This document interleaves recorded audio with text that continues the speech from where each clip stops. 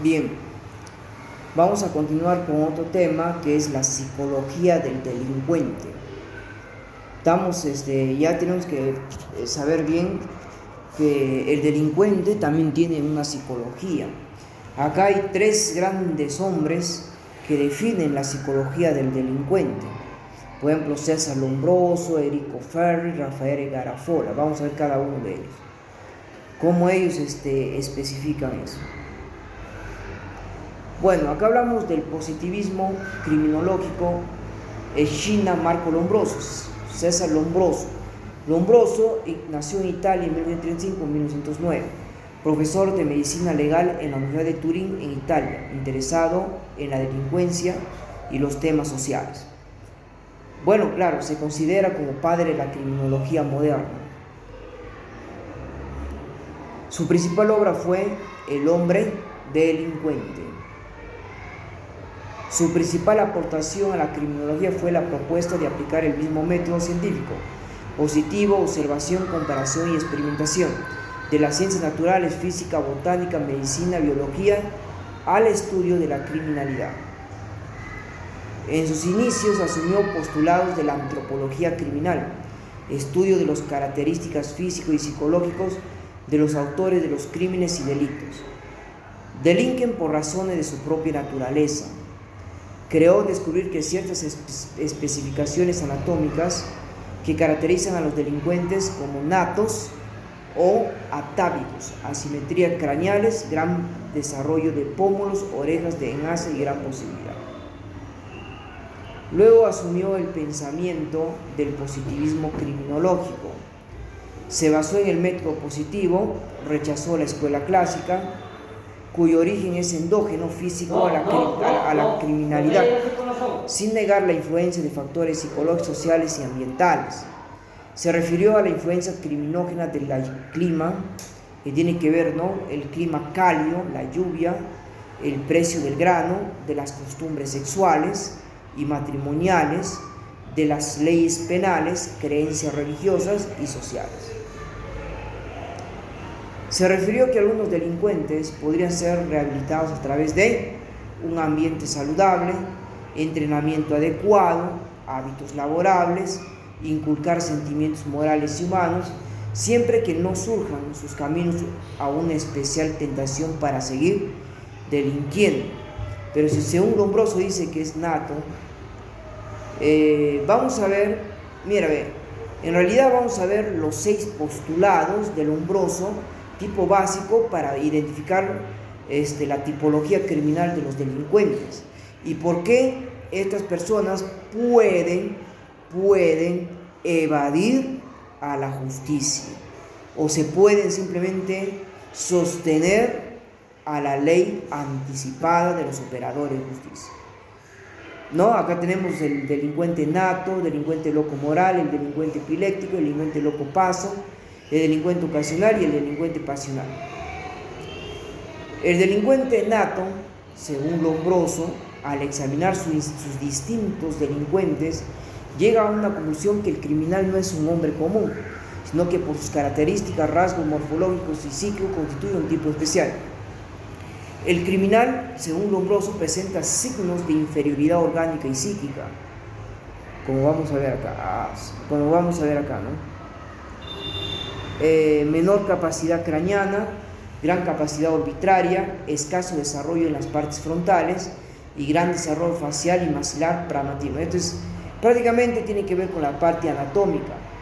Seguimos, abultamiento del occipucio, desarrollos parietales y temporales, frente hundida, la insensibilidad moral y la falta de remordimiento, que mayor parte de los delincuentes no remuerden sus actos delictivos, la imprevisión en grado de portentoso, y la mayoría de delincuentes son de conducta impulsiva y violenta. También se prostituyen con mayor facilidad, pero no se prostituyen los hombres, ¿no? Se prostituyen las mujeres. Esto lo veo. Vive en la promiscuidad. Ya sabemos que dice que en los manicomios no encontramos, Lombroso dice, en los manicomios no encontramos delincuentes, ¿Dónde encontramos delincuentes? En las calles, en las cárceles y en los prostíbulos. Cometen fácilmente homicidio, matando niños, ancianos, mujeres y enfermos.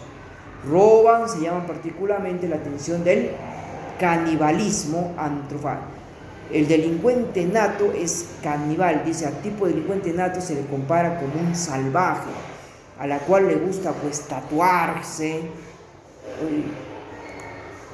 le gusta, como se dice, tatuarse, ¿no? Le gusta de repente cortarse, ¿no? Y eso suele suceder, ¿no? Es supersticioso, le gustan los amuletos, pone aretes, así como los venezolanos. Pues tienen que saber, no hay que ser canibalismo salvaje, ¿no? Ese es el delincuente nato. Ahora, el delincuente loco moral, su escasez en los manicomios, ¿no? Como dice, ¿no? El delincuente puede decir, no, yo soy esquizofrénico, o tengo, no, yo tengo trastorno, por eso debería ser inimputable. Pero acá bien claro dice Lombroso, el delincuente loco moral, la escasez en los manicomios no existe, pero su gran frecuencia es las cárceles y los prostíbulos. El cráneo tiene una capacidad igual al superior a lo normal, pero en general no tiene diferencia a los cráneos normales. La mandíbula voluminosa y la simetría social. Se rehúsa a utilizar un tatuaje ya que son astutos y saben que es una ampliación criminal. Son muy poco precoces, asociada a una ferocidad sanguínea, como ustedes ya lo saben. Son personas antipáticas que no conviven casi con nadie, odian, con o sin motivo odian, son excesivos egoístas. Es muy vanidoso, impropio de los criminales natos, como de los locos morales, son vanidosos, morbosos, para hacer su vida algo muy elegante. Es muy inteligente ya que todos sus delitos pueden justificarlo, como ya les digo, ¿no? Por otro punto, son personas bastante excitables, son crueles y son bastante indisciplinados. Tienen una gran pereza para el trabajo, no les gusta trabajar, solo les gusta la vida fácil. Son hábiles en simular la locura. Son hábiles en decir, ¿no? O pasarse de locos o declararse esquizofrénicos, solo con la condición de evadir a la justicia. Tanto el nato como el moral datan de la infancia hasta la pubertad. Otro tenemos el delincuente epiléptico. Este tipo de homicida tiene reacciones violentísimas, en que después de haber cometido el delito quedan tranquilos, después de haber matado cruelmente, sin aparente remordimiento. ¿Y quiénes hacen esto? Los psicópatas, ¿no? Los sicarios. Dicen que sienten vértigos en la cabeza y les gira y les da vueltas, pero así matan. Característica, tendencia a la vagancia en ocasiones con largas deambulaciones involuntarias, amor a los animales, sonambulismos, masturbaciones, homosexualismo, depravación, precocidad sexual y alcohólica. Bueno, esas son las características que podrían demostrar ellos.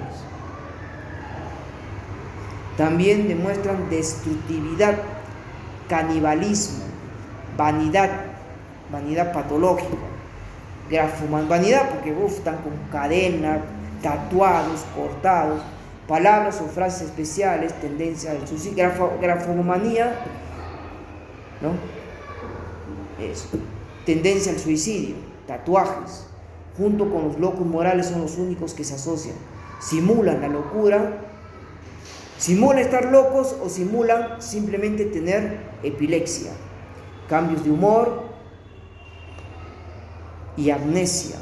Es decir, tienen tendencia hasta perder la memoria, tener problemas con el aura, inclusive empiezan a convulsionar para llamar la atención. Delincuente loco paso. Lombroso hace una diferencia entre los delincuentes locos y los locos delincuentes, siendo los locos delincuentes los enfermos de mentes, sin capacidad de entender o de querer, que cometen algún crimen sin saber lo que hacen dentro de una sociedad. En cambio, el delincuente loco es el sujeto que ha cometido delitos, después enloquece cuando va a prisión. El delincuente ocasional se trata de un delincuente primario, pero poco peligroso, a comparación del delincuente loco moral y a comparación de un delincuente epiléptico, que simulan tener esas patologías, ¿no? Cede ante la oportunidad de delinquir, susceptibilidad de convertirse en delincuentes habituales. No tiene frenos inhibitorios. Esta clase de delincuentes no pueden frenar sus impulsos, no pueden frenar prácticamente, como se dice, sus conductas delictivas y es imputable, ¿no? Ya sabemos que tenemos que trabajar bien. El delincuente pasional, un delincuente pasional no puede ser un delincuente loco. Tampoco tiene aspectos atávicos, ni de epilepsia, ni de locura moral. Por lo tanto, tiene que ser un sujeto con otras características. Estas son: edad entre 20 y 30 años, el 36% de mujeres, cráneo sin datos patológicos, belleza de la fisonomía casi completa y ausencia de caracteres que se notan tan frecuentemente en criminales y locos, pero afectividad exagerada. Anestesia momentánea en el momento del delito, conmoción después del delito, suicidio o tentativa de este inmediatamente después del delito, y eso algunos delincuentes habituales terminan matándose. Confesión: al contrario de los delincuentes comunes, no ocultan el propio delito, pero lo confiesan a la autoridad judicial, es decir, lo confiesan al fiscal, lo confiesan al policía y al final también lo confiesan al juez, como para calmar el dolor, el remordimiento, y son los únicos que dan el máximo de miedo. Muy bien, hasta ahí nos habla Lombroso, todos los tipos de delincuentes. Ya sabemos, ¿no? Cuidado, ¿no? Hay delincuentes que se quieren dar de locos, de epilépticos, pero son delincuentes habituales. No, delincuentes que salen del penal. No, vamos a hablar más en la tarde, vamos a hablar psicología penitenciaria. Salen del penal y vuelven a cometer sus actos delictivos en 2 o 3 meses o otros delitos, son delincuentes o criminales habituales. Algunos se quieren pasar de locos y otros de epilépticos. ¿Qué nos dice Erico Ferri en 1956-1920? Abogado, criminólogo y discípulo de Lombroso, quien estudió los factores sociales y económicos, estudió la sociología criminal. Refiere que el hombre es una máquina que no posee autodeterminación con respecto a su conducta, sino que era completamente determinada por distintos factores, ¿no? Y que en cierto momento invariablemente terminarán en la condición del delito. Terminan en la comisión del delito, prácticamente, cometiendo algo, hurto, robo. Ferri consideró que la razón por la cual el hombre es delincuente son ajenas a su voluntad. El delito para Ferri no existe, existen enfermedades que bien ha heredado, al adquirió en el transcurso de su vida, ¿no? ¿Cuál es la enfermedad que heredó? La delincuencia. Cuestionó el énfasis en características fisiológicas de los criminales. Campo de estudio de Lombroso en su lugar. Se centró en el estudio de las características psicológicas que creían que eran responsables del desarrollo de la criminalidad del individuo. Bueno, acá tenemos algunas características: el habla, la escritura y así. Por ejemplo, estos delincuentes, según Enrique Ferri, habla que la insensibilidad moral, ejecución de la ofensa, previa comisión del delito, ¿ya? Ausencia de remordimiento, después de asaltar o robar de manera distorsionada, de manera violenta, no tienen ausencia de haber robado o de haber matado a su víctima. La esencia de Ferri en 1920 comprendía la abolición de la responsabilidad moral propuesta por los clásicos en la situación, por la responsabilidad social, dado que no aceptó que ninguna manera de la doctrina, el libre albedrío, anotaba la profunda influencia de una conducta criminal, de factores innatos, de factores ambientales, ¿Y cuál sería, no, la sanción penal? No debía, por lo tanto, tener el significado de castigar una culpa moral del delincuente o disuadir el delito mediante la intimidación, porque el delincuente intimida, sino más bien que todo es obtener control de las tendencias antisociales, considerando más la naturaleza del criminal que la del delito. El delito es sancionado por la justicia, no son mayormente problemas ya antijurídicos. Propuso la necesidad de sustituir las penas tradicionales por sustitutos penales que han servido como elemento a lo que viene a ser la política criminal. Ahora, todos los que estudian derecho, porque la psicología jurídica está basada al derecho, entonces, todos los que están estudiando derecho para ser abogados tienen que saber pues, cómo se maneja la política criminal. Propuso desde la reforma social y socialización de las medidas reparatorias y de las penas represivas hasta la pena de muerte. Aún todavía, pues no, ya en ninguna parte o en otros países sí aplican pena de muerte, y la eliminación perpetua del individuo. Ahorita, por ejemplo, en el Perú no difícil van a aplicar pena de muerte por los derechos humanos. A las justas aplican lo que es cadena perpetua. Más los operadores de justicia también dejan en libertad a todos, cuyos errores intelectuales y morales premeditados lo hacen absolutamente irremediable, inadaptado para la vida en una sociedad. Enrique Ferro abordó el problema del delito desde un punto de vista multicausal, atendiendo las características biológicas, fisiológicas y sociales. Declaró Enrique Ferro que dice la sociología criminal era un todo inseparable con la biología criminal. ¿Hasta ahí entendido o no? Vamos a ver qué nos dice Raffaello Garofalo, 1952-1934. La escuela positiva influye el desarrollo de la psicología criminal a través de su pensamiento, cuya teoría de la criminalidad cobra relevancia a la anomalía psíquica o moral. La carencia es el delincuente de un adecuado desarrollo de la sensibilidad moral, defecto condicionado por una base orgánica. Esta anormalidad moral es una variación psíquica transmitida por vía hereditaria y que aparece con mayor frecuencia en razas inferiores, antes que en modernas sociedades civilizadas.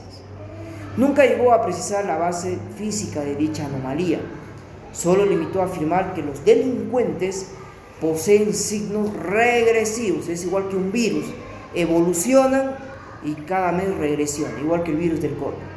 Características que denotan un mejor grado de desarrollo evolutivo que los no delincuentes. Vamos a ver la tipología criminal de Garofalo. Se centra en el déficit orgánico de sensibilidad moral. Déficit orgánico de sensibilidad moral dando lugar a 4 tipos de delincuentes: asesinos, delincuentes violentos, ladrones y criminales lascivos. Considerando que el delincuente fuese fatalmente llevado al delito por defecto de las fuerzas que actúan dentro y fuera, y afirmó la inutilidad de los castigos, sostuvo que el autor del delito no debe ser castigado, sino desagregado a la sociedad para dejarlo en posibilidad de delinquir ulteriormente y para repararlo en la vida social si es posible. Esto de acá, lo que es reinserción social, lo tiene que trabajar pues dentro de un establecimiento penitenciario. Pero lamentablemente en los establecimientos penitenciarios, desde el penal ingresa droga, desde el penal ingresa armas, ingresa cuchillos, desde el penal ingresa celular y desde ahí están extorsionando. Es decir, ellos están presos, pero afuera están pues los famosos pericotes, ¿no? Entonces no hay una buena reinserción social. Mejor sería como El Salvador, ¿no? Que a todos estos delincuentes les sacan el ancho y ahí hay un video, ¿no? Bueno, pues sostuvo, si el Perú sería así drástico como en el país, en El Salvador, que el presidente,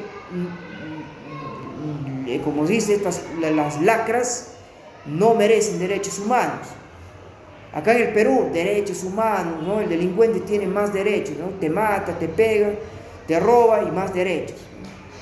Ahora, sostuvo además que las penas no deberán ser determinadas de acuerdo a la gravedad del delito, sino de acuerdo al grado de peligrosidad que tiene el reo. Eso tienen que saber, jóvenes. Otro punto.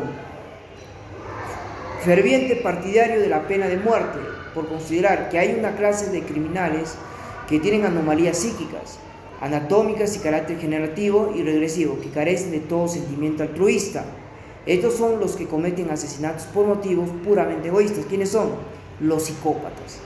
Todos los psicópatas deberían ya ser, como se dice, aniquilados, ¿no? Porque es un problema, un daño psíquico irreparable. Psicología criminal, la ciencia que estudia las causas y motivos normales y lo patológico que conducen a una persona a convertirse en un delincuente, se sitúa dentro de la psicología jurídica como una rama de la psicología y abarca distintas áreas: criminalidad, tratamiento de delincuente, investigación criminal, victimización delictiva. Aquella vertiente, la psicología jurídica, que agrupando diversas áreas de la misma intenta abordar la comprensión del fenómeno de la delincuencia y sus causas, efectos, porque la psicología criminal estudia causa, efecto. ¿Qué le motivó ser criminal? ¿Qué le motivó ser delincuente? Tratamiento con finalidad de ayudar, su reducción mediante métodos preventivos interventivos. Niveles de interpretación criminológico: Rodríguez Manzanera, conductual, el crimen; personal, el crimen; general, la criminalidad. Factores de riesgo para la conducta delictiva y criminal: factores de riesgo psicológicos, factores de riesgo biológicos, factores de riesgo criminológicos. Vamos a ver esos factores. En los factores de riesgo psicológicos está el egocentrismo y el narcisismo, inestabilidad emocional, agresividad de ira, indiferencia afectiva, alta impulsividad,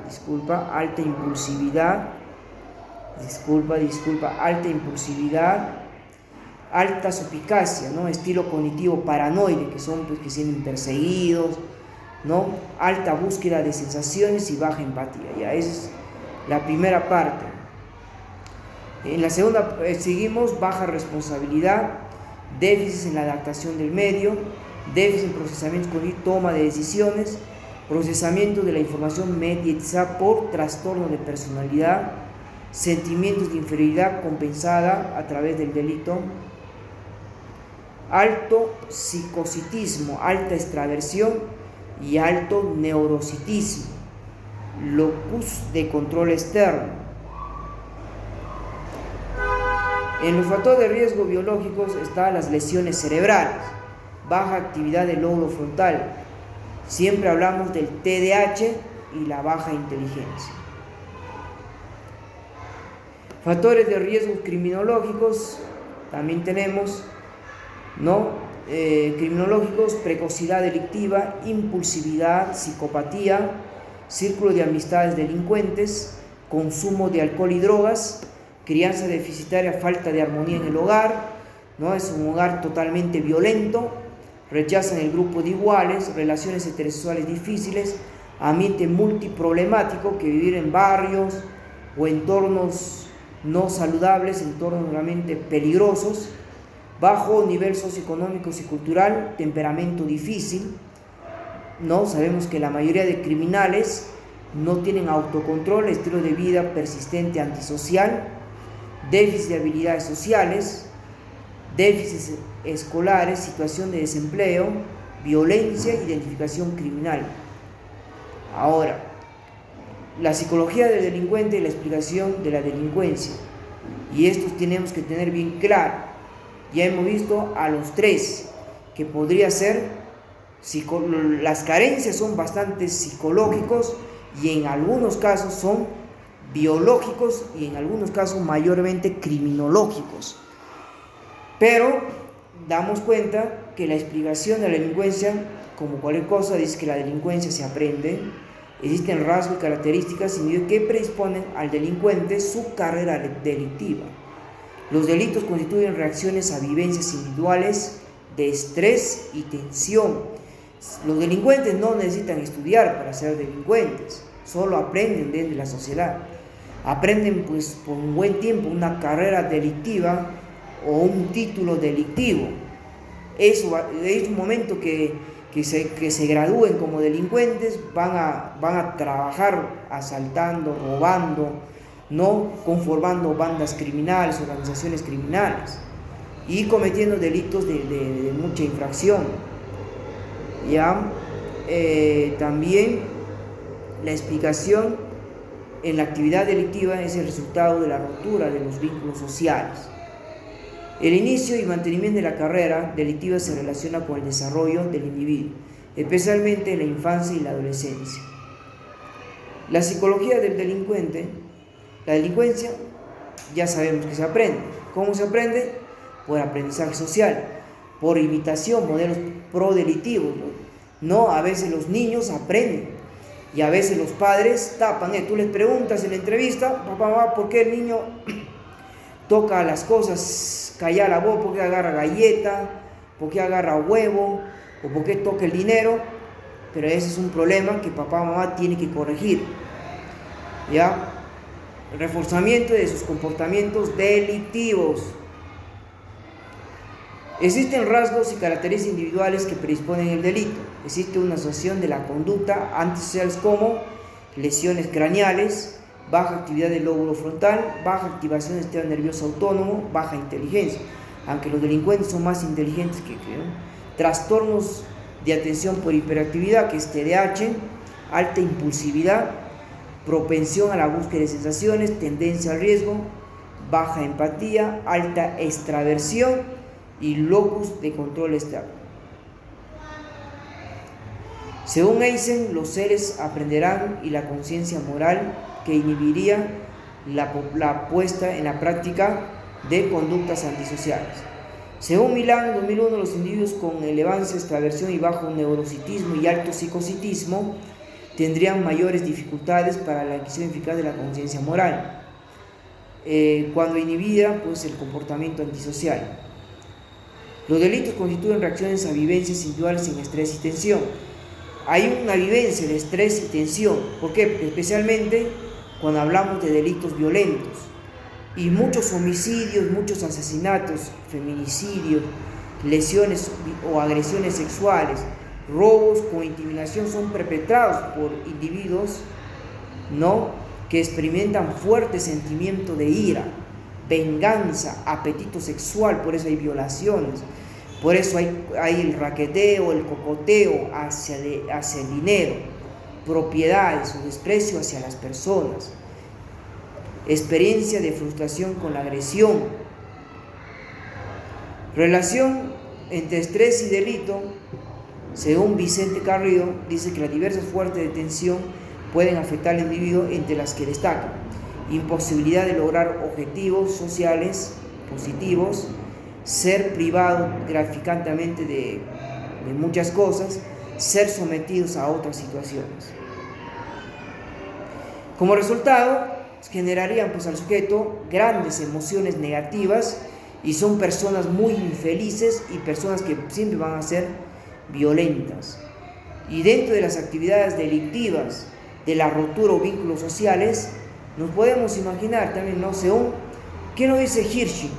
Postulo es una serie de contextos principales en los que los jóvenes se unen a sociedades de la familia, la escuela, grupo de amigos, pautas de acción convencionales, tales como las actividades recreativas y deportivas. Y acá vemos que siempre es muy importante que es el apego, la parte afectiva, el compromiso social y la participación social de ambientes positivos en familia, laboral y social. También en unas creencias, ¿no?, y valores, ¿no?, de no ser partícipe de la carrera delictiva, no ser una persona que tenemos que decir, aplaude, ¿no?, que todos sean delincuentes, ¿no?, te aplauden, no. Aprender, ¿no?, que todo esto se va viendo, que el inicio y mantenimiento de la carrera delictiva debe en la infancia. Y no quiere decir, ¿no?, que si nosotros en algún momento vamos con el equipo multidisciplinario, ¿no?, a colegios, asentamientos humanos, va a ser con una condición que sí nos pueden robar, porque hay gente de mal vivir, pero también nosotros dejamos algún conocimiento que les pueda ayudar, ¿no? La criminología del desarrollo es la carrera delictiva en esta sociedad de hoy, carrera delictiva. Y bueno, ya me estoy pasando mucho, ¿no? Ya sabemos que las cárceles están totalmente hacinadas y ya sabemos que la carrera delictiva, la carrera criminal es muy reincidente en nuestro país y en otras partes del mundo. Ya sabemos ya los reincidentes. Por eso dice bien claro, las sociedades tienen los delincuentes que se merecen, Alejandro Lacazán, y el Perú es uno de ellos. Muchas gracias. Con todo ya hemos entendido lo que es la psicología del delincuente, ¿no? Cómo son. Muchas gracias.